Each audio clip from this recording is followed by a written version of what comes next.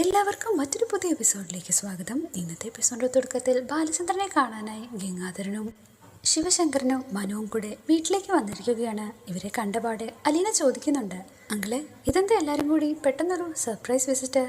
മറുപടി ഗംഗാധരൻ, ബാലേന്ദ്രനെ ഒന്ന് കാണണം, സംസാരിക്കണം. ഇവിടെ ഇല്ലേന്ന് ചോദിക്കുമ്പോൾ അച്ഛൻ മുകളിലത്തെ മുറിയിലുണ്ടെന്നാണ് അലീന മറുപടി പറയുന്നത്. എന്നാൽ ഞങ്ങൾ ചെന്നൊന്ന് കണ്ടിട്ട് വരാമെന്നാണ് ഗംഗാധരൻ പറയുന്നത്. അവിടെ നിന്ന് പോകുന്നതിന് മുമ്പായി അലീനയോട് ഗംഗാധരൻ കുറച്ച് കാര്യങ്ങൾ പറയുന്നുണ്ട്.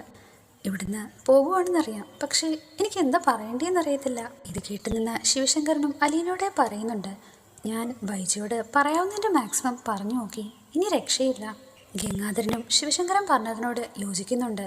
നമുക്ക് സംസാരിക്കാനല്ലേ പറ്റൂ, അത് കേൾക്കാൻ പോലും താല്പര്യം കാണിക്കാത്ത ഒരാളെ പിന്നെ എന്ത് ചെയ്യാനാ? മനുശങ്കരും അവരോടൊപ്പം അകത്തേക്ക് കയറി വരുന്നുണ്ട്. മനുവേട്ടന് ഞാൻ കഴിക്കാനെടുക്കാം, അതോ ചായ മതിയെന്ന് ചോദിക്കുമ്പോൾ മറുപടിയെ മനു ചായ മതിയെന്ന് പറയുന്നു. ഇത് കേട്ടപാടെ അലീന അടുക്കളയിലേക്കും പോകുന്നു. കൃഷ്ണയുമായി സംസാരിച്ചു നോക്കുന്ന മനു കൃഷ്ണയോടെ ചോദിക്കുന്നു, അലീന എങ്ങോട്ടേക്കാ പോകുന്നതെന്ന് വല്ലതും നിന്നോട് പറഞ്ഞോ? അതിനെപ്പറ്റി ചേച്ചിക്കും അറിയത്തില്ലെന്നാ കൃഷ്ണ പറയുന്നത്. അത് പറഞ്ഞിട്ട് ആകെ സങ്കടത്തിൽ നിൽക്കുന്ന കൃഷ്ണയോട്, നീ എന്തായാലും വിഷമിക്കണ്ട, അലീനയുടെ കാര്യത്തിൽ എന്തെങ്കിലും ചെയ്യാൻ പറ്റുമെന്ന് നമുക്ക് നോക്കാം. ഈ സമയം ബാലചന്ദ്രന്റെ റൂമിന്റെ ഡോർ ആരോ നോക്കിയിരുന്നു. ആരെന്നറിയാൻ ബാലൻ ആ ഡോറ് തുറന്നു നോക്കുമ്പോൾ അതാ ഗംഗാധരൻ. ഇതെന്താ ഗംഗേട്ടനോ? കഴിഞ്ഞ ദിവസമല്ലേ കൂനൂര് വെച്ച് നമ്മൾ കണ്ടത്, ഇതെന്തു പറ്റി പെട്ടെന്ന്? മറുപടിയാ ഗംഗാധരൻ, അത് എനിക്ക് പെട്ടെന്നൊന്ന് കാണണം തോന്നി, അതിനുവേണ്ടി മാത്രമാണോ ഇങ്ങോട്ടേക്ക് വന്നതെന്നാണ് ബാലന്റെ ചോദ്യം. നിനക്ക് അത്രയും ദൂരം എന്നെ കാണാൻ വരാമെങ്കിൽ എനിക്ക് തിരിച്ചു വന്നൂടെ എന്ന് ഗംഗാധരൻ തിരിച്ചു ചോദിക്കുന്നു. ഒരു കുഴപ്പമില്ലെന്നാ ബാലൻ പറയുന്നത്. 3 ദിവസങ്ങൾക്ക് മുമ്പ് എന്നെ കാണാൻ കൂനൂരെത്തിയ നീ ഇന്നലെയാണല്ലോ ഇവിടേക്ക് മടങ്ങിയെത്തിയത്. മറുപടിയായി ബാലൻ, ഞാൻ വെറുതെ എന്നെ കാണാൻ എത്തിയതല്ലെന്നറിയാലോ, അവിടെ ഞാൻ നേരെ സ്റ്റാൻലി ജോസഫിനെ കാണാൻ പോയി.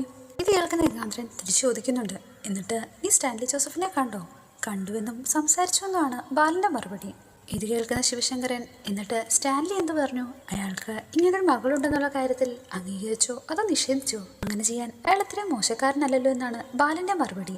എന്നിട്ട് അലീനെ അംഗീകരിക്കാൻ അയാൾ സമ്മതിച്ചോ എന്ന് ഗംഗാധരൻ ഇപ്പോൾ ചോദിക്കുന്നു. പെട്ടെന്നൊരു മറുപടി പറയാൻ അയാൾക്കാവില്ലല്ലോ. ഭാര്യയും കുടുംബാംഗങ്ങളും നാട്ടുകാരും എല്ലാം എന്ത് പറയുന്നതിനെ പറ്റി കൂടി അയാൾക്ക് ആലോചിക്കണ്ടേ? തീരുമാനം എന്തായാലും എന്നെ അറിയിക്കാമെന്ന് പറഞ്ഞിരിക്കുന്നതെന്ന് ബാലൻ ഇപ്പോൾ അവരോട് അറിയിക്കുന്നു. സ്റ്റാൻലി വേറെന്തെങ്കിലും പറഞ്ഞോ എന്നാണ് ശിവശങ്കരൻ ചോദിക്കുന്നത്. വേറെ കാര്യങ്ങളോ? അതെന്തൊക്കെയാണെന്ന് ബാലൻ ചോദിക്കുമ്പോൾ ആഗ്രയിൽ നിന്ന് കൊണ്ടുപോയതിനു ശേഷം വൈജയ്ക്ക് എന്താ സംഭവിച്ചു എന്ന് മറ്റോവല്ലോ. ഇത് കേൾക്കുന്ന ബാലൻ അവരോടായി പറയുന്നു, അയാൾക്ക് അങ്ങനെ പല കഥകളും പറയാനുണ്ടാവും, പക്ഷേ അലീനയെ സ്വീകരിക്കാൻ അയാൾ തയ്യാറല്ലെങ്കിൽ പിന്നെ അതൊക്കെ ഞാൻ നിന്ന് കേൾക്കേണ്ട ആവശ്യമില്ലല്ലോ. നീ അഥവാ അലീനയെ അയാൾ സ്വീകരിക്കുകയാണെങ്കിൽ അയാളുടെ കഥകളൊക്കെ ഞാൻ കേൾക്കാം. മാത്രമല്ല എനിക്കും അയാളോട് ചിലത് പറയാനുണ്ട്. ബാലചന്ദ്രൻ കാര്യങ്ങൾ കൂടുതൽ കുരുക്കിലേക്കാണ് പോകുന്നത്. ഞങ്ങൾ ചില പ്ലാനുമായിട്ടാണ് വന്നിരിക്കുന്നത്. അലീനയ്ക്ക് കൊച്ചിയിൽ തന്നെ ഒരു ഫ്ലാറ്റ് മേടിച്ചു കൊടുക്കാം. ഫിക്സഡ് ഡെപ്പോസിറ്റായിട്ട് 25 ലക്ഷം രൂപയും കോമ്പൻസേഷൻ എന്നോണം അത്രയും ചെയ്താൽ പോരെന്നാണ് ശിവേട്ടൻ ചോദിക്കുന്നത്. എന്നാൽ ഇത് കേൾക്കുന്ന ബാലൻ, അങ്ങനെ വലുതും ചെയ്താൽ തന്നെ അവളെ പൈസ വിട്ടിട്ട് പഴയ സ്നേഹതീയതരം തുടങ്ങും. അതുകൊണ്ട് തന്നെ ഇതൊന്നും ഒരു ശാശ്വതമായിട്ടുള്ള പരിഹാരമല്ല. ശിവേട്ടൻ ബാലനോടെ ചോദിക്കുന്നു, ഇനി അഥവാ സ്റ്റാൻലി അവളെ സ്വീകരിക്കാൻ തയ്യാറായില്ലെങ്കിൽ മറ്റെന്തെങ്കിലും വഴി വേണമല്ലോ. മറ്റൊന്നുമല്ല, ഞാനൊരു കുടുംബയോഗം വിളിച്ചു കൂട്ടാം, എന്നിട്ട് എല്ലാ കാര്യങ്ങളും എല്ലാവരെയും വിളിച്ചറിയിക്കാമെന്ന് ബാലൻ അവരോട്. ഈ സമയം താഴെ അലീനയും മനുവും സംസാരിച്ചോണ്ട് നിൽക്കുകയാണ്. ഇതെന്താ മനുവേട്ട എല്ലാവരെയും കൂട്ടി വന്നിരിക്കുന്നേ? മറുപടിയും മനു, അതിനാകെ 3 പേരല്ലേ ഉള്ളൂ. അലീനയാകട്ടെ അത്രയും മതിയല്ലോ, അത് തന്നെ പോരെന്ന് മനുവിനോട് ചോദിക്കുന്നു. മനു മറ്റൊരു കാര്യമാണ് ഇപ്പൊ അലീനയോടായി ചോദിക്കുന്നത്. മുമ്പ് ഇവർ രണ്ടുപേരും ഇവിടേക്ക് വരുമ്പോഴത്തേന് നിനക്ക് പേടിയല്ലായിരുന്നോ നിന്നെ ഇവിടുന്ന് പറഞ്ഞയക്കാനോ മറ്റോ ആണെന്ന്? ഇനി അത് സമ്മതിക്കുന്നുണ്ട്. മാത്രമല്ല അന്നൊക്കെ എനിക്ക് കൂട്ടായിട്ട് ആകെ മനുവേട്ടൻ മാത്രമല്ലേ ഉണ്ടായിരുന്നുള്ളൂ എന്ന് അലീന തിരിച്ചു പറയുന്നു. ഇന്നിപ്പോൾ നിനക്ക് വേണ്ടി സംസാരിക്കാൻ എത്ര പേരാ ഈ വീട്ടിലെ വൈജാൻ്റെ ഒഴിച്ച് ബാക്കി എല്ലാവരും നിനക്കൊപ്പം അല്ലേന്ന് മനു അലീനയോട്. എന്തൊക്കെ ചെയ്തിട്ടും പ്രത്യേകിച്ചൊരു ഫലമില്ലെന്ന് അലീന മനുവിനോട് പറയുന്നു. കാരണം മാഡം തീരുമാനിച്ചാൽ മാത്രമേ എന്തെങ്കിലും വഴിയുള്ളൂ. അത്രല്ല, നിങ്ങളെല്ലാം വന്നിപ്പോൾ അച്ഛനോട് പറഞ്ഞിട്ട് എന്താ കാര്യം? അച്ഛനാകട്ടെ എന്നെ പറഞ്ഞയക്കാൻ ഒരു താല്പര്യമില്ലെന്ന് അലീന പറയുന്നുണ്ട്. അത് ശരിയാണല്ലോ, പോകണമെന്ന് ഇവിടുന്ന് ആകെ ഒരാൾക്ക് മാത്രമല്ലേ നിർബന്ധമുള്ളൂ, അത് അലീനയല്ലേന്നാ മനു ഇപ്പം തിരിച്ചു ചോദിക്കുന്നത്.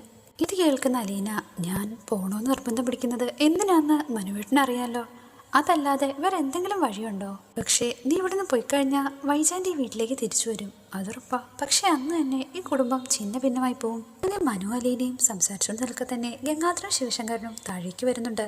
ഇത് കാണുന്ന മനു അവരോട് സംസാരിച്ചു കഴിഞ്ഞോന്നാ ചോദിക്കുന്നത്. ഞങ്ങൾ വന്ന കാര്യം കൊണ്ട് പ്രത്യേകിച്ച് ഉദ്ദേശമൊന്നും ഉണ്ടായില്ലെന്നാണ് ഗംഗാധരൻ ഇപ്പോൾ പറയുന്നത്.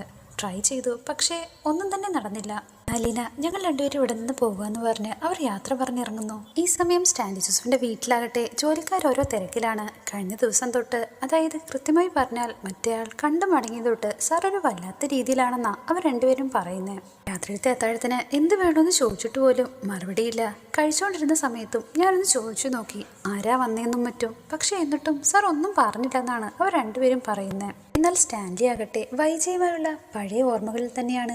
വൈജയുമായി എടുത്ത പഴയ ഫോട്ടോസ് എല്ലാം ഒന്നൊന്നായി നോക്കുന്നു. അങ്ങനെ ഏറെ നേരം ആഗ്രയിലെ പഴയ ഓർമ്മകളിൽ തന്നെ തങ്ങി നിന്ന ശേഷം സ്റ്റാൻലി നേരെ തന്റെ അപ്പച്ചനെ ഫോണിൽ വിളിക്കുന്നു. അടുത്തപാടെ സ്റ്റാൻലി ചോദിച്ചത് അപ്പച്ചനിപ്പോ എവിടെയാ? മറുപടിയായി അയാൾ സ്റ്റാൻലിയോട് ഞാനിപ്പോ ആൽഫിയുടെ വീട്ടിലാ. ആൽഫിയുടെ ഒരു സുഹൃത്ത് വന്നിട്ടുണ്ടായിരുന്നു ഗൾഫിൽ നിന്ന്. അങ്ങനെ ചെറുതിന്റെ കുറച്ചെല്ലാം കിട്ടുമെന്നറിയാൻ വേണ്ടി ഞാൻ ഇങ്ങോട്ടേക്ക് വന്നതാന്ന് പറയുന്നു. സ്റ്റാൻലി ആകട്ടെ അപ്പച്ചനോട് തന്റെ വീട്ടിലേക്ക് വരാനായിട്ട് ആവശ്യപ്പെടുന്നു. ഇത് കേൾക്കുന്ന അയാൾ വല്ല ആവശ്യം മറ്റോ ഉണ്ടോ?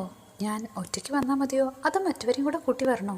മറുപടി സ്റ്റാൻലി അതിൻ്റെ ഒന്നും ആവശ്യമില്ല, ഒറ്റയ്ക്ക് വന്നാൽ മതി. എനിക്ക് ചില പ്രധാനപ്പെട്ട കാര്യങ്ങളെ പറ്റിയാ സംസാരിക്കാനുള്ളത്. ഇതോടുകൂടി ഇന്നത്തെ എപ്പിസോഡ് അവസാനിച്ചിരിക്കുന്നു. Please like, share and subscribe.